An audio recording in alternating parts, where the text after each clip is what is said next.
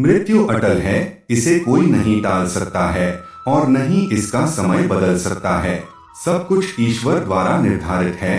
आपकी मृत्यु आपके कर्मों के आधार पर परिवर्तित की जा सकती है। इसके लिए कई बार देखा गया है कि अच्छे लोग इस मृत्यु लोक को छोड़कर जल्द ही ईश्वर के चरणों में चले जाते हैं। मृत्यु क्या है? हिंदू धर्म के अनुसार आत्मा अमर है और यह आत्मा केवल वस्त्र रूपी शरीर बदलती है। जिस व्यक्ति की मृत्यु हो जाती है वह कर्मों के आधार पर स्वर्ग या नरक पाता है। जिसके अच्छे कर्म होते हैं उसे स्वर्ग मिलता है, जहां वह अनेक प्रकार के सुख पाता है, तथा जो बुरे कर्म करता है वो नरक में सजा भोगता है। जीवन चक्र को बनाए रखने के लिए ईश्वर ने जन्म तथा मृत्यु की व्यवस्था की है। जब व्यक्ति की आत्मा का इस मृत्यु लोक में समय समाप्त हो जाता है तब उस व्यक्ति की मृत्यु हो जाती है तथा आत्मा इस संसार को छोड़कर चली जाती है। अमीर गरीब राजा रंक हर किसी की मृत्यु निश्चित है। कोई भी धन से मृत्यु का समय परिवर्तित नहीं कर सकता है। मृत्यु लोक में जन्म लेने वाला हर प्राणी अपने कुकर्मों को इस धरती पर भी भोगता है। इसके लिए हमेशा अच्छे कर्म करने चाहिए ताकि यहाँ भी सुख मिल सके और मृत्यु के पश्चात स्वर्ग की प्राप्ति हो। पर हम देखते हैं कि जो अच्छे कर्म करते हैं उन लोगों में कुछ लोगों की मृत्यु जल्दी हो जाती है। पर ऐसा क्यों? वह तो अच्छे कर्म कर रहे थे, तो फिर उनकी मृत्यु उन लोगों से पहले क्यों जो बुरे कामों में लिप्त हैं? मित्रों, यह एक सवाल है कि अच्छे लोगों की मृत्यु जल्दी क्यों हो जाती है। अक्सर यह देखा जाता है कि अच्छे से और धर्म से चलने वाले लोगों की मृत्यु अक्सर जल्दी ही हो जाती है। शास्त्रों में तो बताया गया है कि कलयुग में लोगों की उम्र 30 साल ही रह जाएगी और कलयुग का अंत होते होते इंसान की औसतन उम्र 20 साल ही रह जाएगी। आपने यह भी सुना होगा कि भगवान अच्छे लोगों को जल्दी बुला लेते हैं। मित्रों, धर्म कोई सा भी क्यों ना हो, हर किसी में यही बताया गया है कि जिसने इस धरती पर जन्म लिया है उसकी मृत्यु निश्चित है।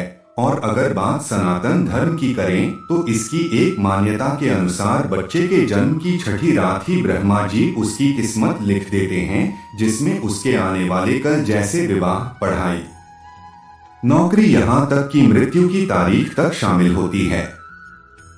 कर्मों के कारण मृत्यु, यह निर्णय तो भगवान ही करते हैं कि किसकी उम्र कितनी है। आपने यह कहावत भी जरूर सुनी होगी कि जितनी चाबी भरी राम ने उतना चले खिलौना। दोस्तों, इस कहावत में साफ है कि किसकी मृत्यु कब होनी है यह तो भगवान ही तय करते हैं। वैसे तो अच्छे लोगों की मृत्यु जल्दी हो जाने के पीछे कई कारण हैं, लेकिन पहला कारण समझने के लिए आपको यह जानना होगा कि हम जो कुछ भी इस जन्म में करते हैं उसका जवाब हमें ऊपर यमराज को देना होता है। अगर उसके पाप का पलड़ा भारी होता है तो उसे नरक में यातनाएं काटनी पड़ती हैं, और अगर पुण्य का पलड़ा भारी हो तो उसे स्वर्ग का सुख मिलता है। और यही चक्र कई युगों तक चलता रहता है, जब तक उसे मोक्ष की प्राप्ति नहीं हो जाती। इस मृत्यु लोक में हर कोई अपने किए की सजा ही भुगतने के लिए आता है। कोई आत्मा इंसान बनती है तो कोई जानवर के शरीर में प्रवेश करती है। ये उसके संचित कर्मों के आधार पर ही तय होता है। इसके अलावा उसे जन्म देने वाले माता पिता के संस्कार भी उसके अंदर आते हैं। इसके बाद वो जो कर्म करेगा उसके हिसाब से उसे पुण्यात्मा या फिर दुरात्मा कहा जाता है।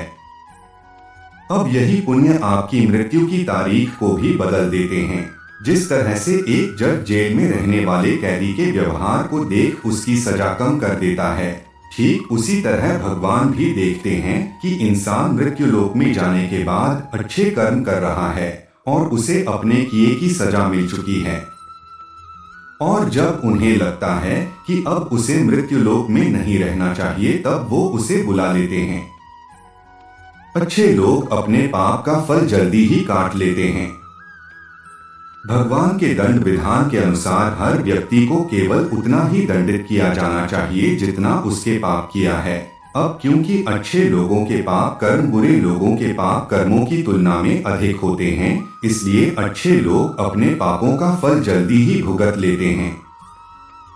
हिंदू धर्म में मान्यता है कि भगवान हर अच्छे आदमी को किसी न किसी उद्देश्य के साथ ही इसे मृत्युलोक में भेजते हैं और भगवान का अपना अवतार उन्हीं उद्देश्यों में शामिल है।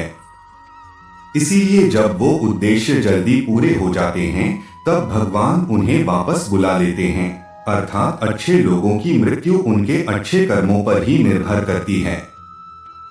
इसके अलावा आपको ये भी बता दूं कि जो लोग ये कहते हैं कि मरने के बाद इंसान खाली हाथ जाता है, उन्हें यह जान लेना चाहिए कि 3 चीजें ऐसी हैं जो मरने के बाद भी उसके साथ जाती हैं। एक है संचित कर्म, दूसरा है स्मृति और तीसरी है जागृति। इसीलिए आप अब किसी से ये मत कहना कि आप खाली हाथ आए थे और खाली हाथ जाएंगे। क्या आपने कभी एकांत में यह सोचा है कि आपको यह मानव जीवन क्यों मिला है? तो दोस्तों, महाभारत में युधिष्ठिर महाराज के एक प्रश्न के उत्तर में भीष्म पितामह ने कहा था कि मनुष्य से बढ़कर कोई भी जीव नहीं है।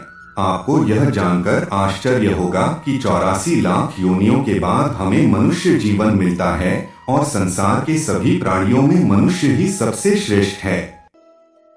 मनुष्य जीवन का उद्देश्य इसकी वजह है मनुष्य में सत्य एवं असत्य का विवेक कराने वाली हमारी बुद्धि का होना। लेकिन इस धरती पर हम दुनियादारी के चक्र में कुछ इस तरह फंस जाते हैं कि हमारी बुद्धि सीमित दायरे में ही सिमट कर रह जाती है।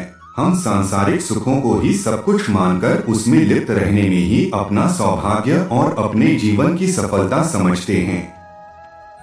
यही गलती हम कर जाते हैं, क्योंकि इसके बावजूद कोई भी व्यक्ति यह दावा नहीं करता कि वह पूरी तरह से सुखी है। सच्चाई यह है कि हमें सामान्य मानव जीवन के उद्देश्य की पूर्ति के लिए निरंतर प्रयास करते रहना चाहिए। यह सच है कि अपने और अपने परिवार का भरण पोषण की जिम्मेदारी हमारी है और हमें इसे हर हाल में निभाना चाहिए। लेकिन क्या आपको यह मालूम है कि आप कहां से आए हैं और आपको कितने दिनों तक या कितने सालों तक इस जगत में रहना है और आपकी मंजिल क्या है? तो इन प्रश्नों के उत्तर में ज्यादातर लोग यही कहते हैं कि पता नहीं, ऐसे लोग बड़े ही अजीब होते हैं। वो यात्रा तो कर रहे होते हैं पर यात्रा के संबंध में उन्हें कुछ जानकारी नहीं होती। परम धाम तक पहुंचना है मनुष्य के जीवन का लक्ष्य। उन्होंने मानव जीवन पाया है, लेकिन उन्हें अपने जीवन का लक्ष्य मालूम नहीं होता। हमारे आपके जीवन का मतलब है एक उद्देश्य खोज लेना और अपने भीतर शांत रहना। कहा गया है कि मनुष्य आनंद लोक का वासी है और आनंद के परम धाम तक पहुंचना ही उसके जीवन का एकमात्र लक्ष्य भी है। इसलिए मनुष्य को इस संसार की मृग मरीचिका से निकलकर भव्य जीवन की प्राप्ति के लिए साधना के मार्ग को अपनाकर अपने गंतव्य को पहचानना चाहिए। अच्छे लोगों की मृत्यु जल्दी इसलिए होती है। इसी तरह दोस्तों, श्रीमद् भगवद गीता में भी भगवान श्री कृष्ण कहते हैं कि ये एक आध्यात्मिक और ईश्वरीय जीवन का पद है जिसे प्राप्त करके मनुष्य मोहित नहीं होता। अगर कोई जीवन के अंतिम समय में भी इस तरह की स्थिति में हो तो वह भगवत धाम में प्रवेश कर जाता है। मनुष्य कृष्ण भावनामृत या दिव्य जीवन को एक क्षण में तुरंत प्राप्त कर सकता है और हो सकता है कि उसे लाखों जन्मों के बाद भी यह प्राप्त न हो। दोस्तों, यह तो सत्य को समझने और स्वीकार करने की बात है। भगवत गीता कहती है कि वास्तविक जीवन का शुभारंभ इस बौद्धिक जीवन के पूरे होने पर होता है। दोस्तों, इन सभी बातों से यह तो स्पष्ट होता है कि हम सभी एक निश्चित समय के लिए धरती लोक पर आते हैं और कुछ विशेष कर्मों को करने के लिए आते हैं। जब हमारे कर्म पूरे हो जाते हैं और इस जीवन के लक्ष्य प्राप्त हो जाते हैं तो प्रभु हमें परलोक में एक सहज जगह प्रदान करते हैं। भगवान कृष्ण और अन्य कहते हैं कि वास्तविक जीवन तब शुरू होता है जब यह भौतिक जीवन समाप्त हो जाता है। मित्रों, जो लोग सदाचारी होते हैं और जीवन में अच्छे कर्म किए होते हैं वे वास्तव में विशेष होते हैं। जब उनकी मृत्यु का समय निर्धारित हो तो दोस्तों, उनको इस दुनिया को छोड़कर आगे की यात्रा जारी रखनी होती है। ऐसा जरूरी नहीं है कि जिनकी मृत्यु जल्द हो जाती है वह सुसज्जन होते हैं और न ही ऐसा है कि जो ज्यादा जीते हैं वह बुरे होते हैं। आप किसी की उम्र के आधार के पर उसके चरित्र का पता नहीं लगा सकते हैं, क्योंकि जन्म और मृत्यु भगवान की व्यवस्था है।